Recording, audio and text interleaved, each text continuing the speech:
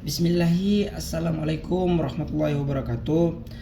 Perkenalkan, nama saya Julkifli Aswutun, asal kampus Sekolah Tinggi Agama Islam Setai Kupang, Prodi Ekonomi Syariah.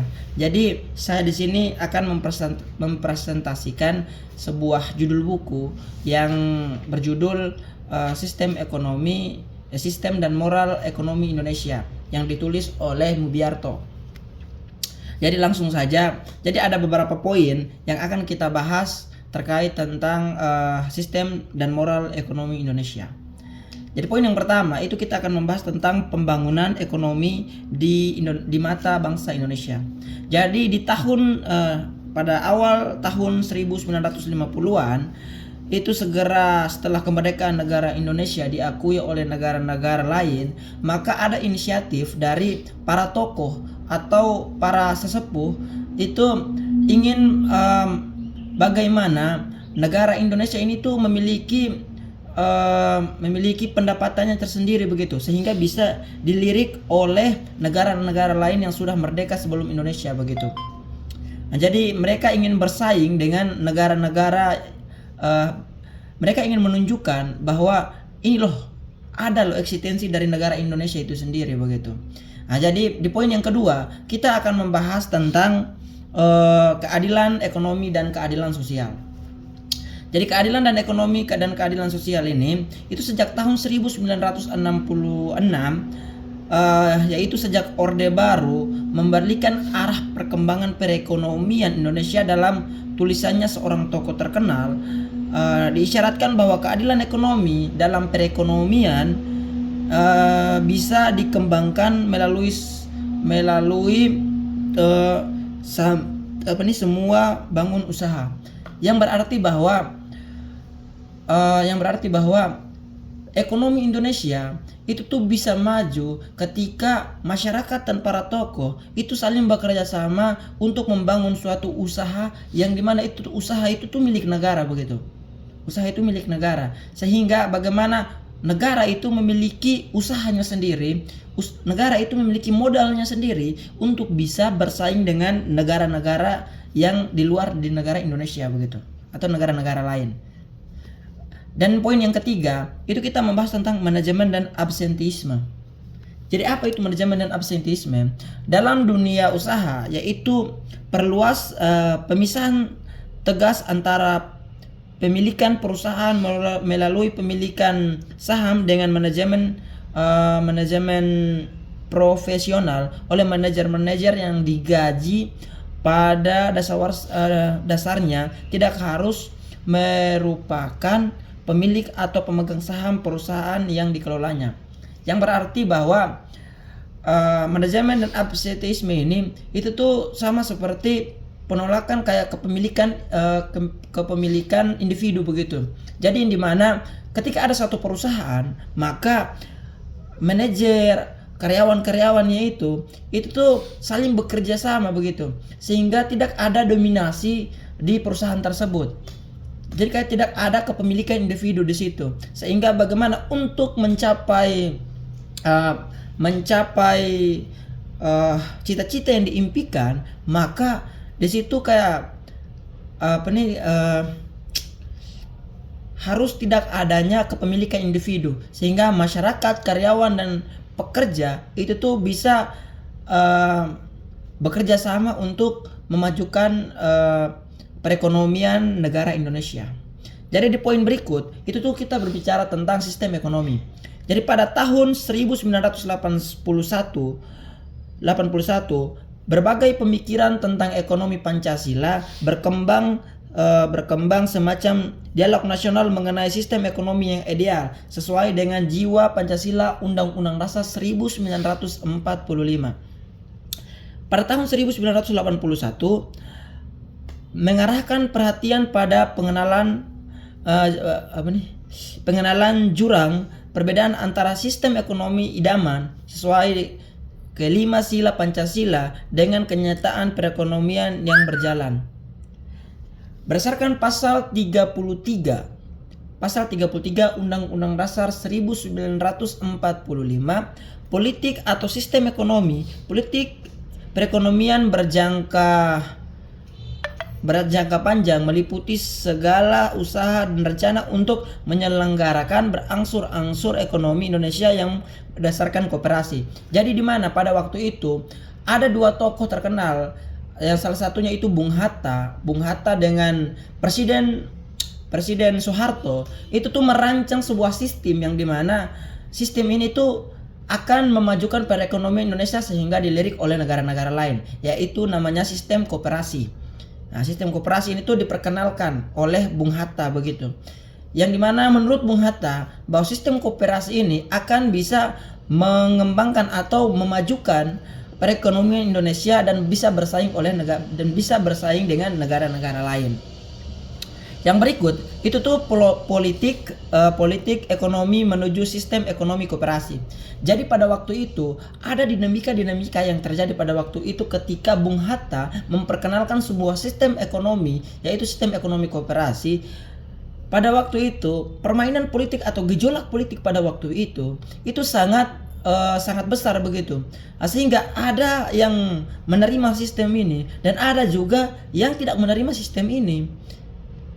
Dan ada juga yang tidak menerima sistem ini begitu. Nah, sehingga pada waktu itu para tokoh terkenal bangsa Indonesia, para tokoh revolusioner negara Indonesia yang memperjuangkan kemerdekaan Indonesia memikirkan bagaimana sebuah sistem yang dimana tuh kayak ke ranah politik itu tuh bisa berhasil begitu, atau bisa berjalan sesuai dengan ekspektasi begitu.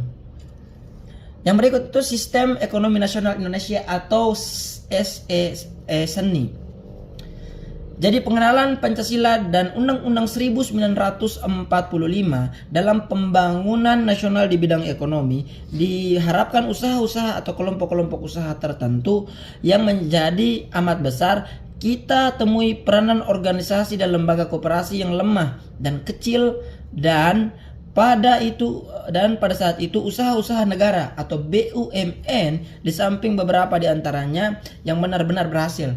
Jadi pada waktu itu ada usaha kecil-kecilan yang diusahakan oleh para tokoh-tokoh pada waktu itu. Salah satunya itu tuh badan usaha milik negara atau BUMN. Yang dimana BUMN ini menjadi salah satu bisa dibilang itu menjadi salah satu aset negara, yang dimana aset ini itu bagaimana ketika dikelola modalnya itu untuk membangun negara begitu. Sehingga Indonesia juga memiliki modal untuk membangun negara Indonesia, sehingga bisa perekonomian itu tuh bisa berjalan dengan stabil begitu. Yang berikut itu koperasi dalam sistem ekonomi nasional.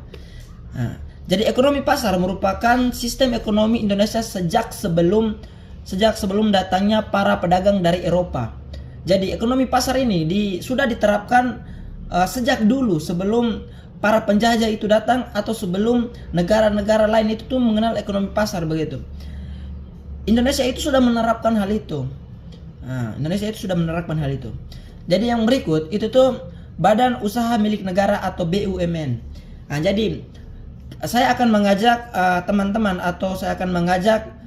teman-teman untuk bagaimana melihat sejarah BUMN atau Badan Usaha Milik Negara.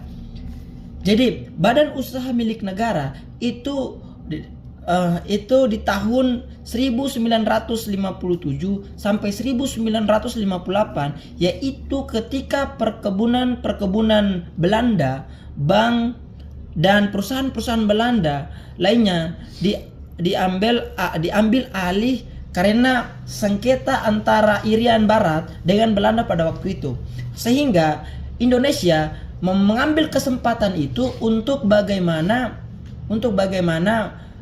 merebut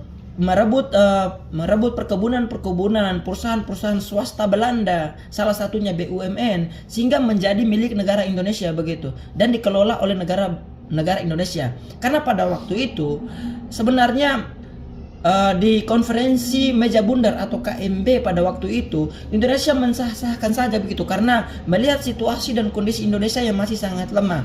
ketika mereka ingin menentang, mereka melihat latar belakangnya itu masih lemah begitu, masih di jenjang pertumbuhan. Sehingga mereka mensahkan saja di forum konferensi meja bundar atau KMB pada waktu itu.